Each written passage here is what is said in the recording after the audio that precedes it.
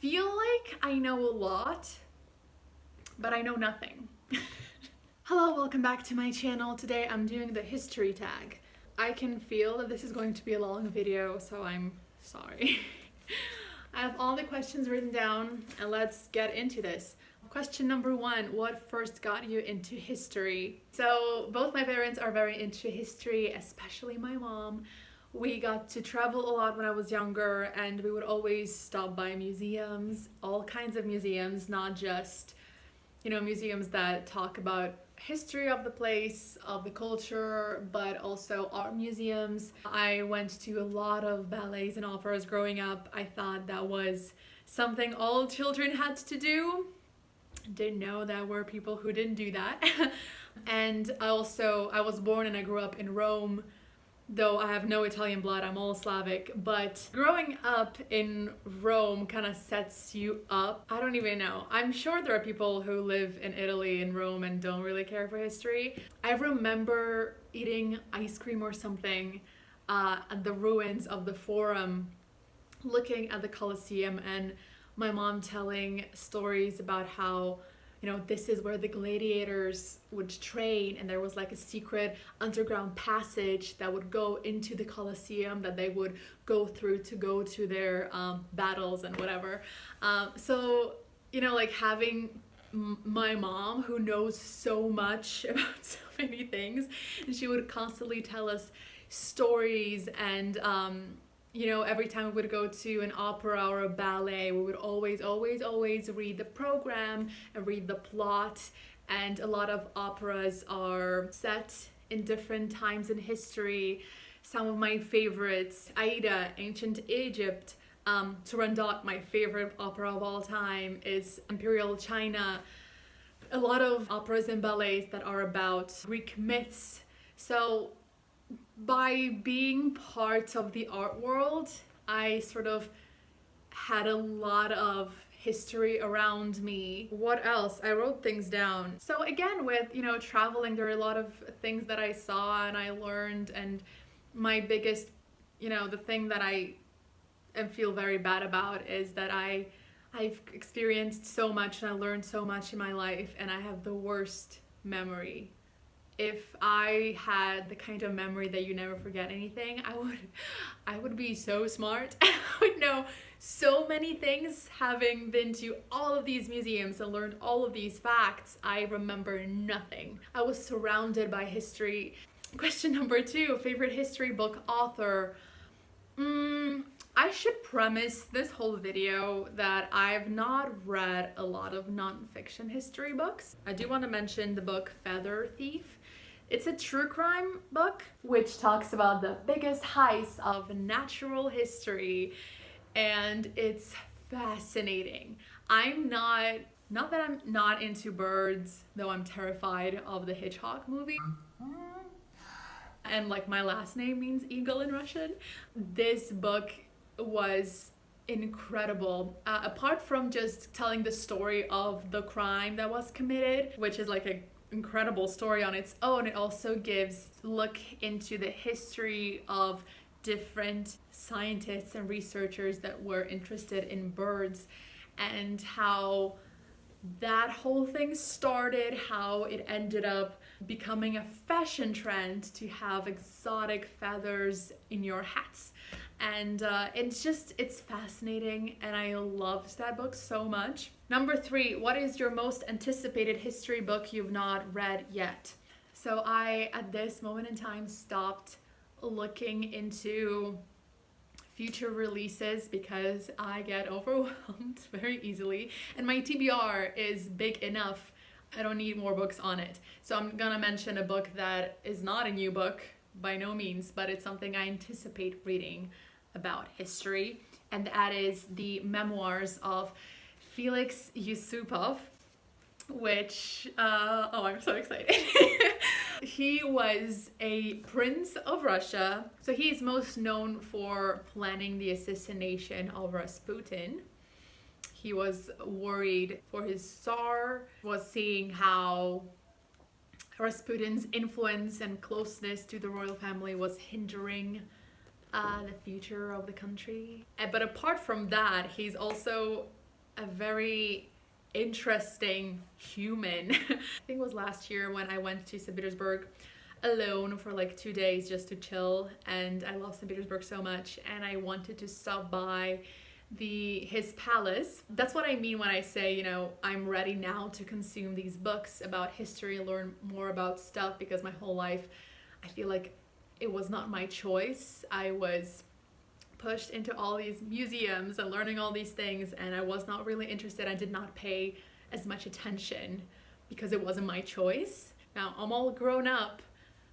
I myself am reaching for that information. So I, by myself, went to the museum with a tour guide. It was incredible. And there's like a separate exhibition that like shows and talks about the night of the assassination, which is creepy and fascinating, and I loved it. And you can read letters that he wrote to his wife about the planning of the assassination, and she wrote to him like, oh my god, be careful. And he was like, I think we're gonna do it. Oh my god, I think we're gonna do it. It's incredible. It's like fascinating to read about this. It's like true crime. And he's also known as like the cross-dressing prince, which I cannot comment on because I don't know enough to comment on that, but I do know that he was very interested in fashion and he was very progressive. And yeah, my mom loved his memoirs, and I asked to borrow them to read them. They're originally written in French, but I'm gonna read them in Russian. Number 4, favorite time period. What book to read about it? All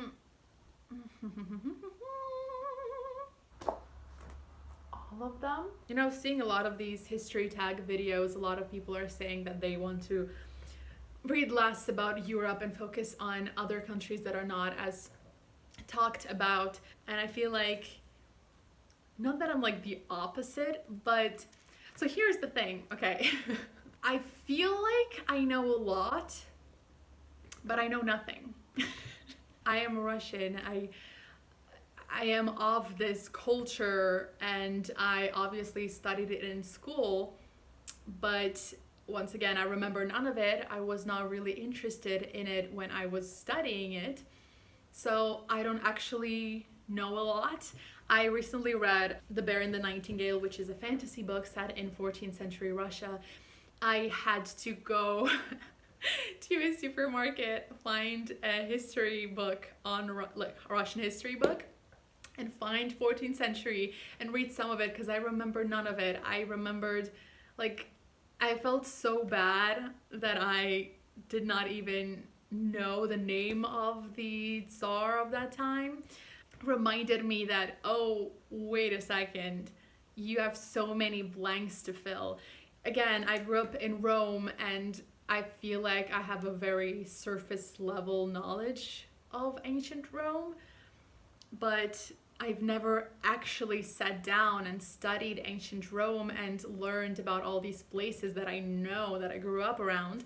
So these are things that I want to learn more about before going into learning about other countries that I've never been in, or even those that I've traveled to already. I feel like I want to solidify my knowledge of cultures and places that have a big part in my life. But like favorite time period, I can't choose. I love so many of them, so I cannot choose.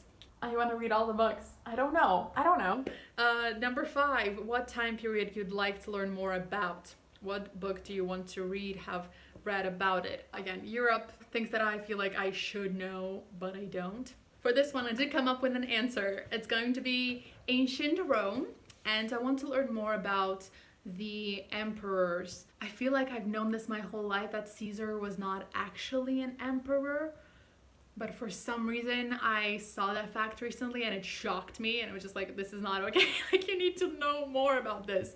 And so I picked up a Little Black Penguin Classics book with Caligula by Suetonius. Actually, Suetonius wrote a book called The 12 Caesars, where he basically talks about the 12 Caesars and, you know, what they did, what were they like. And I picked up the Caligula chapter, just because Caligula sounds like a very interesting character. It says the original biography of the murderous, crazed, and incestuous Roman Emperor Caligula, who pronounced himself a god.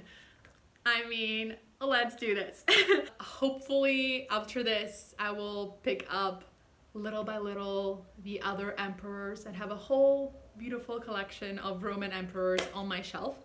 But with that, I also want to mention I saw recently a book that's called Caligula, which is a historical fiction book, which from what I understand is from the point of view of Caligula's sister, and she sort of tells you the story of her brother and how he was misunderstood. And it sort of turns everything we know about Caligula on its head, and I love that kind of thing. Number 6, what is your favorite person from history? What book do you want to read, have read about it? My answer might be weird for this one. It's Pyotr Ilyich Tchaikovsky, which is a Russian composer who wrote Swan Lake and lots of other things. So it's well known that Tchaikovsky had a male lover. I don't know if he was gay or bi. I'm not here to put an identity on people who are not here to speak for themselves. But he was definitely not straight. And it's just what fascinates me is that here is someone who, you know, when we talk about Russian culture, about like the things that like when you think of Russia, think of this is what we're most proud of. You know, his music is everything. and at the same time, the society would not accept him. And then again, you know, the reason I would love to read a book about him and his life is also because I'm very curious about what that life must have been like. We don't really talk much about the LGBT representation in Russia through history, and 100% I'm sure that there were like clubs and he had friends in a community, and I want to know about them. What was it like to create music that basically is used to identify a country and have that country not accept you as a person? I'm getting emotional just talking about this. Okay, number 7, what history topic would you like to see more fiction, non-fiction about? Back to the LGBTQ plus thing, I really enjoy reading historical fiction that's written today. Like there are certain things that we now have accepted or been more aware of, you know, the different types of sexual identity people have. Gender identity, the fact that not all people are monogamous, and monogamous relationships are not the only healthy option for a relationship for everybody. Like things like that. Or like there are different ways to be a woman. You don't only, you know, there's not only the career type and the home family mother type. Like there's so much diversity in humanity. And I love reading books that sort of incorporate not these ideas, but a bigger spectrum of humans throughout history. I really love historical romances, especially male romances. There's one that I'm going to put right here. I don't remember its name, but it's my favorite one. I'm not gonna tell you the whole plot of that story, but basically there's like a group of friends that are ostracized by society. Society looks at them as like the amoral weirdos that are dangerous, and you know, no woman should be seen alone with them because they're blasphemous and whatever. And then you find out that those group of people, there are a group of artists and scientists that are just not conforming to the ideas that the Church of England was putting forth. There's like a geologist, and apparently learning about or trying to uncover the secrets of earth and stones was blasphemous, because then you're not accepting the fact that God created earth. There's a doctor, there's a writer. So it's people who are truth seekers, and that's what they call themselves, like truth seekers. I love reading Jane Austen. I love reading about that time, but I always forget how big of a part religion played in that time and how it hindered so many discoveries in science. And they have the two main characters have incredible conversations about religion and morality and what is right and what is wrong. And he starts having feelings for this other character, and so he's questioning all of the things. He's also a classicist, which is extra interesting because he is well versed in Greek antiquity, and they were obviously very open about homosexuality, and so he's like sort of seen a different way the world could be. It's fascinating. If you're into these kinds of things that I've been talking about, this is for you. But also other topics that I would love to see. I love murder mysteries. I love them, I love them, I love them, and I want to see more of them. I recently bought a book that I'm so excited about. It's called Sovereign, and it's a part of a series of like detective stories that are set in 16th century England. And the idea of like a murder mystery set in Elizabethan times sounds incredible. There's another one, The Almanac, that I'm also very interested in reading. It's also a murder mystery, also set in, I actually don't know what century this is. Also more science. I would love to read a book that's like around Michelangelo's time, or again, turn of the century. I love all of that. Number 8, what non-book resources do you enjoy when learning about history? Rosie mentioned this, so I'm gonna steal it from her because I agree. It's historical costumes. There are a lot of YouTubers out there who do historical costumes, and they not only try to recreate the visual of it, but they also do a lot of research about how those elements would be created, how the materials would be dyed or held together, and it's absolutely fascinating and so fun to watch. Also, I want to mention the podcast by the incredible Jean Bookish Thoughts, who is also a booktuber, and I love her so much. Check her out, especially if you love antiquity. She talks about different myths, and she interviews authors who have written myth retellings. If you're into antiquity, that's the podcast for you. I also wrote theater, which I think is a big one. I mean, I did mention operas and ballets so many times and how much that also influenced my interest in history. Quickly, future Lana, I just want to mention that even though I mentioned operas like Aida and Turandot, and they're set in particular times in different countries, they're absolutely not written by people from those cultures and countries, so those are not good resources to learn about history, but those are good resources to maybe spike an interest in history. So again, not a history resource, but an inspiration resource, if you will. But also when I think of like why I love the Elizabethan era is because I spent so much time studying Shakespeare as part of my sort of classical part of my acting training. And for example, like I was so excited reading Column of Fire by Ken Follett was because there like part of the story is Mary Stuart, and you follow her from, her infancy to the execution. A big monologue that I did in my graduation class was from the play by Schiller that's about Mary Stuart and about her time when she was imprisoned.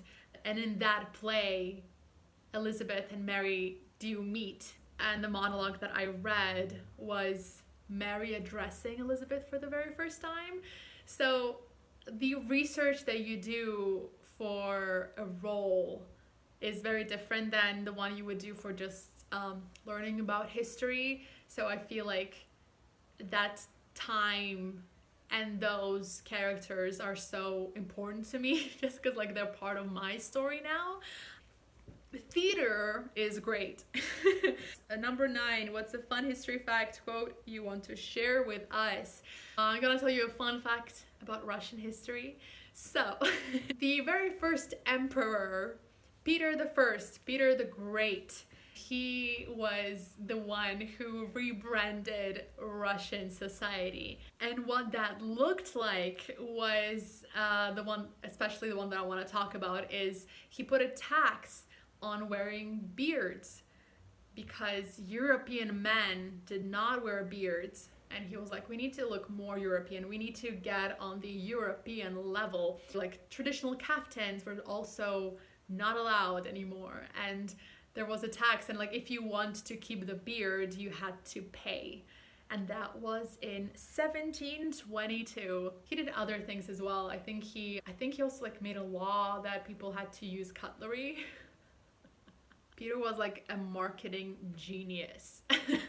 And yeah, I just think it's hilarious. And there are so many jokes and there's so many like paintings done about that time and about that tax. Number 10, shout out a booktuber you enjoy who also reads history books. I'm gonna mention Rosie and I'm gonna mention Amrita. They're both incredible and I love them so much. I also want to mention The Book Bully and The Book Dive. Please give me recommendations. Wow, that was too intense. I'm sorry.